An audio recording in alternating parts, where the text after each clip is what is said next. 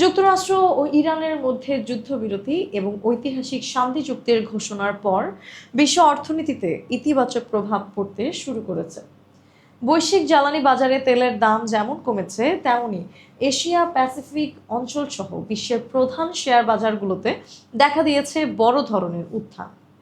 4 মাস ধরে চলা সংঘাতের অবসানের খবরে স্বস্তিতে ফিরেছেন বিনিয়োগকারীরা। সোমবার 15ই জুন সকালে লেনদেন শুরু হতেই এশিয়ার বাজারে চাঙ্গা ভাব লক্ষ্য করা যায়। জাপানের প্রধান শেয়ার বাজার সূচক নিক্কেই 225 এক লাফে 5.5% বৃদ্ধি পায়। দক্ষিণ কোরিয়ার কসপি সূচক বেড়েছে প্রায় 5.7%। এছাড়া তাইওয়ানের টাইএক্স 2.7% এবং অস্ট্রেলিয়ার ASX 200 সূচক প্রায় 1.5% ঊর্ধ্বমুখী ছিল। হংকংয়ের হ্যাংসেং সূচকও দিনের শুরুতে 1% মতো বাড়ে।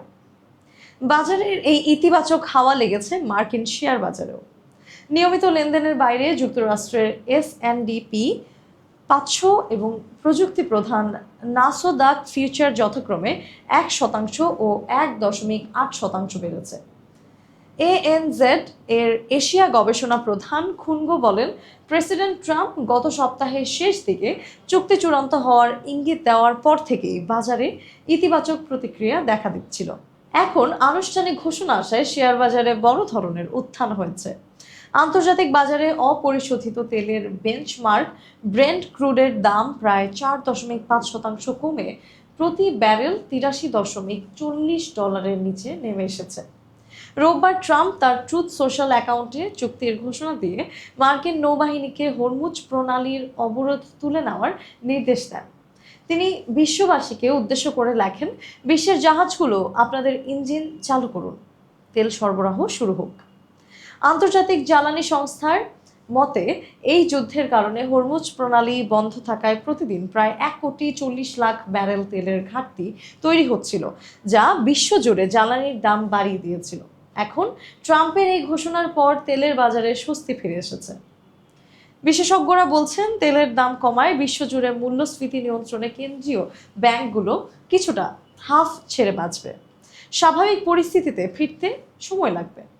চুক্তির খবরে বাজার চাঙ্গা হলেও হরমুজ প্রণালী দিয়ে জাহাজ চলাচল পুরোপুরি স্বাভাবিক হতে কয়েক মাস, এমনকি 1 বছর পর্যন্ত সময় লেগে যেতে পারে বলে আশঙ্কা করেছেন নৌ পরিবহন বিশেষজ্ঞরা।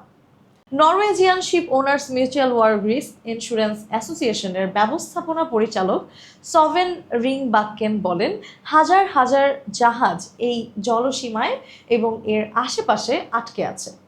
পূর্ণ সক্ষমতায় কাজ করলেও পরিস্থিতি স্বাভাবিক করতে কয়েক মাস সময় লেগে যাবে। এছাড়া যদি সাগরে মাইন পাতা থাকে, তবে সেগুলো অপসারণ করতেও দীর্ঘ সময় লাগবে। যুক্তরাষ্ট্র ভিত্তিক শিপিং কোম্পানি সেফসি গ্রুপের চেয়ারম্যান এসভি আনচান এই চুক্তি নিয়ে এখনই অতিরিক্ত আশাবাদী হতে রাজি নন। তিনি বলেন, কাগজে কলমের শান্তি চুক্তি হলেও মাঠ পর্যায়ের বাস্তবতা কি তা দেখতে হবে। সাগরের মাইন কিভাবে সরানো হবে, বিমাকারীরা কেমন প্রতিক্রিয়া দেখাবে, সব মিলিয়ে পরিস্থিতি পুরোপুরি স্বাভাবিক হতে 1 বছরেরও বেশি সময় লাগতে পারে। ইরানের বার্তা সংস্থা মেহর নিউজের তথ্য অনুযায়ী আগামী শুক্রবার 19 জুন সুইজারল্যান্ডে এই চুক্তিটি আনুষ্ঠানিকভাবে স্বাক্ষরিত হবে। এতে লেবানন সহ সব ফ্রন্টে যুদ্ধ বন্ধ, ইরানের তেলের ওপর থেকে নিষেধাজ্ঞা প্রত্যাহার এবং আটকে থাকা $24 বিলিয়ন তহবিল মুক্ত করার শর্ত রয়েছে।